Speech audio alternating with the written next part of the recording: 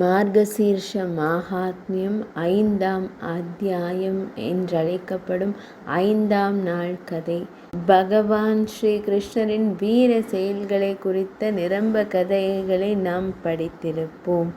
பகவான் ஸ்ரீ கிருஷ்ணரின் இந்த கதை ஸ்ரீ கிருஷ்ண கஷேத்திரத்தின் மைதானத்துடன் தொடர்புடையது. பெரிய படைகளின் இயக்கத்தை எளிதாக்குவதற்காக கிருஷ்ண கஷேத்திரத்தின் போர்க்களம் விரிவுபடுத்தப்பட்டது.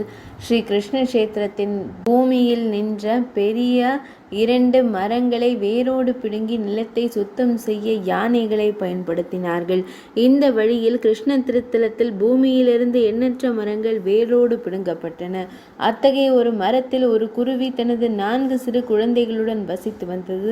அதன் மரம் வேரோடு பிடுங்கப்பட்ட போது சிறிய குருவியின் கூடு தரையில் விழுந்தது. ஆனால் ஒரு அதிசயம் நடந்தது. அந்த அதிசயத்தின் காரணமாக அதன் குழந்தைகள் மரணத்திலிருந்து காப்பாற்றப்பட்டனர். சூரியனின் சிறிய குழந்தைகள் மரணத்திலிருந்து காப்பாற்றப்பட்டனர். ஆனாலும் அவை இன்னும் மிகவும் பலவீனமாக இருந்தன. அவர்களால் பறக்க முடியவில்லை. தன் தொட்டில் தரையில் விழுவதையும் தன் சின்னஞ்சிறு குழந்தைகளையும் தொட்டிலில் இருந்து விழுந்திருப்பதையும் சூரிய தேவர் கண்டபோது பலவீனமாகவும் சோர்வாகவும் இருந்த அந்த குருவி சுற்றி பார்த்தது. உதவிக்காக அது சுற்றி பார்த்தபோது திடீரென்று பகவான் ஸ்ரீ கிருஷ்ணர் தனது நண்பன் அர்ஜுனனுடன் நெருங்கி வருவதை கண்டது.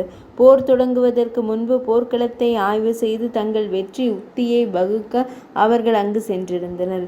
குரு கிருஷ்ணரை கண்டதும் அவளுடைய சின்னஞ்சிறு இறக்கைகள் படபடத்தன. எப்படியோ அவள் பகவான் ஸ்ரீ கிருஷ்ணரை அடைந்தாள். அவள் பகவான் ஸ்ரீ கிருஷ்ணரின் சிலை நின்ற இடத்திற்கு சென்று சத்தமாக இறக்கைகளை அசைக்க ஆரம்பித்தாள். அவள் மிகவும் பரிதாபகரமான மிகவும் சோகமான குரலில் உச்சரிக்க ஆரம்பித்தாள். ஒரு சிறிய குருவி எப்படி பேச இயலும் என்று நீங்கள் சிந்திக்கலாம். உண்மையில் சத்திய யுகத்தில் அனைத்து உயிரினங்களும் பேசும் திறனை பெற்றதாக நம்பப்படுகிறது.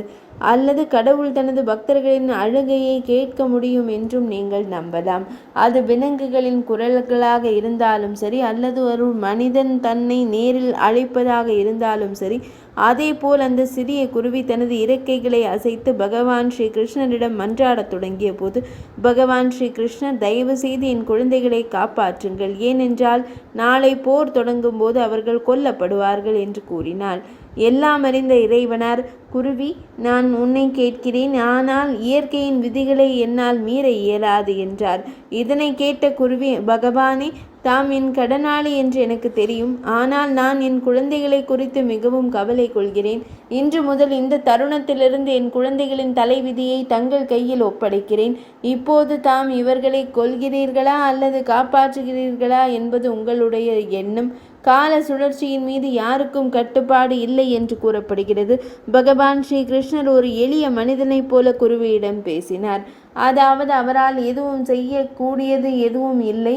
ஆனால் குருவி நம்பிக்கையுடனும் பக்தியுடனும், பகவானே, நீங்கள் என்னை எப்படி செய்கிறீர்கள் என்று எனக்கு தெரியவில்லை. நீங்கள் காலத்தின் கட்டுப்பாட்டாளர் என்பதை நான் அறிவேன். எல்லா சூழல்களிலும் என்னையும் என் குடும்பத்தையும் தங்களிடம் நான் ஒப்படைக்கிறேன்.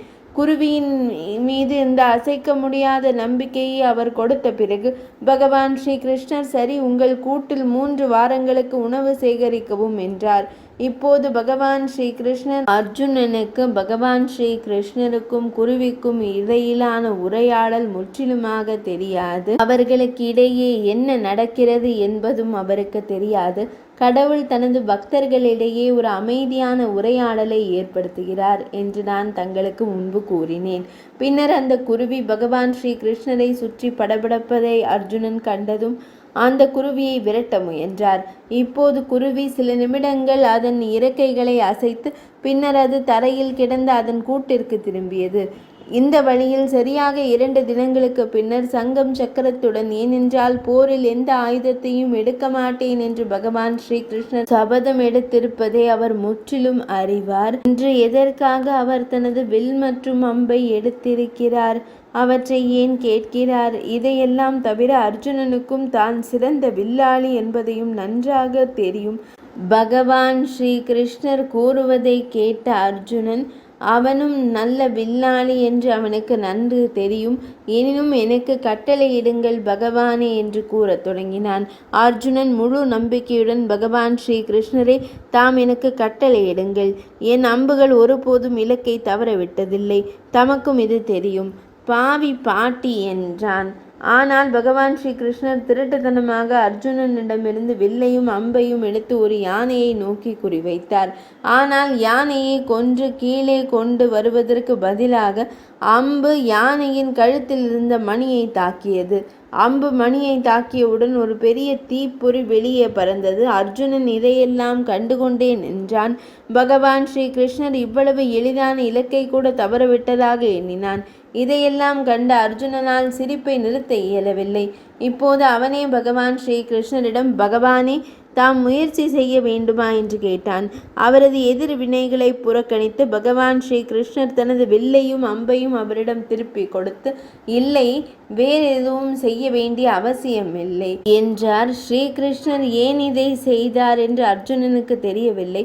அர்ஜுனன் மிகவும் ஆர்வமாக, கேசவரே, யானையை ஏன் சுட்டீர்கள் என்று கேட்டான். பின்னர் பகவான் ஸ்ரீ கிருஷ்ணர் அவரிடம், ஏனென்றால் இந்த யானை அந்த யானையை கொன்றது என்றார். குருவியின் பயத்தால் தோற்கடிக்கப்பட்ட அர்ஜுனன், கேசவரே, இது எந்த குருவி? தாம் கொல்ல முயற்சித்த யானை ஆரோக்கியமாகவும் உயிருடனும் உள்ளது. அதன் மணி மட்டும் அதன் கழுத்திலிருந்து உடைந்துள்ளது என்று கேட்டான். அர்ஜுனனின் அனைத்து கேள்விகளையும் பகவான் ஸ்ரீ கிருஷ்ணர் புறக்கணித்து சங்கத்தை ஊத உத்தரவிட்டார். நியமிக்கப்பட்ட நேரத்தில் போர் தொடங்கியது. அடுத்த 18 தினங்களில் பஞ்சபாண்டவர்கள் கணிசமான உயிரிழப்புடன் வெற்றி பெற்றனர். மீண்டும் ஒரு முறை பகவான் ஸ்ரீ கிருஷ்ணர் அர்ஜுனனை தன்னுடன் அழைத்து சென்று தொலைதூர பகுதிக்கு பயணித்தார். பல உடல்கள் இன்னும் அங்கேயே உள்ளன. அவற்றின் இறுதி சடங்குகளுக்காக அவை காத்திருக்கின்றன. போர்க்களம் துண்டிக்கப்பட்ட கை கால்கள் மற்றும் உயிரற்ற தலைகளால் சிதறடிக்கப்பட்டது. போர்க்களத்தின் நிலை தாங்க முடியாததாக இருந்தது. நடந்து செல்லும் போது பகவான் ஸ்ரீ கிருஷ்ணர் ஒரு இடத்தில் நின்று யானையின் தொங்கவிடப்பட்ட மணியை கண்டு ஒரு கணம் சிந்தித்தார். பகவான் ஸ்ரீ கிருஷ்ணர் ஏன் அங்கே நின்றார் என்பதை கண்ட அர்ஜுனன், அர்ஜுனா, இந்த மணியை எடுத்து ஒதுக்கி வைப்பாயா என்றார். அவரது உத்தரவு இது மிகவும் எளிமையானது. ஆனால் அர்ஜுனனுக்கு அவரது வார்த்தைகள் புரியவில்லை. இறுதியில் ஒரு பெரிய மைதானத்தில் சுத்தம் செய்ய வேண்டிய பல விஷயங்கள் இருந்தன. ஏன் பகவான் ஸ்ரீ கிருஷ்ணர் ஒரு உலோகத் துண்டை வழியிலிருந்து நகர்த்த சொன்னார்? இப்போது அர்ஜுனனுக்கு பல கேள்விகள் எழத் தொடங்கின. அவர் பகவான் ஸ்ரீ கிருஷ்ணரை ஒரு கேள்வி பார்வையுடன் பார்த்தார். பகவான் ஸ்ரீ கிருஷ்ணர் அவரது விருப்பத்தை புரிந்து கொண்டு, ஆம், இந்த குச்சி என்றார்.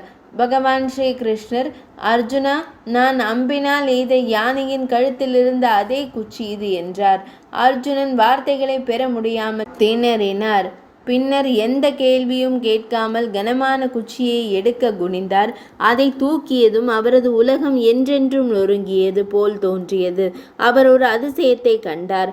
1 அல்லது 2 அல்ல, 4 பறவைகள் குச்சியின் அடியிலிருந்து வெளிப்பட்டன. வெளியே வந்த பிறகு தாயும் காயமடைந்த குழந்தைகளும் மிகுந்த மகிழ்ச்சியுடன் பகவான் ஸ்ரீ கிருஷ்ணரை வலம் வந்து அழுது வலம் வந்து வணங்கி நன்றி தெரிவித்தனர். 18 தினங்களுக்கு முன்பு வெட்டப்பட்ட ஒரு குச்சி முழு குடும்பத்தையும் எவ்வாறு காப்பாற்றியது என்பதை கண்ட அர்ஜுனன் இப்போது எல்லாவற்றையும் புரிந்து கொண்டான். அர்ஜுனன் தனது கரங்களை அகலமாக திறந்து பகவான் ஸ்ரீ கிருஷ்ணரிடம், பகவான் ஸ்ரீ கிருஷ்ணரை, தயவு செய்து என்னை மன்னியுங்கள் என்றார். மனித உருவில் இருந்தும் மனிதர்களைப் போல நடந்து கொள்வதையும் கண்டு, நீங்கள் யார் என்பதை நான் உண்மையில் மறந்துவிட்டேன். இப்போது நீங்களே சிந்தித்து பாருங்கள். பகவான் ஸ்ரீ கிருஷ்ணர் அமைதியாக இருக்கும்போது கூட தனது தாழ்மையான பக்தர்களின் அழைப்பை கேட்க முடியும் என்றால் அவர் ஏன் நம் அழைப்பை கேட்க மாட்டார்? நீங்கள் எந்த சிரமத்திலும் துன்பத்திலும் எவ்வளவு கடினமான சூழ்நிலையிலும் இருந்தாலும் உங்கள் வாழ்க்கையை, உங்கள் துக்கங்களை, உங்கள் பிரச்சனைகளை பகவான் ஸ்ரீ கிருஷ்ணரின் பாதங்களில் உண்மையான இதயத்துடன் அர்ப்பணிக்கவும்.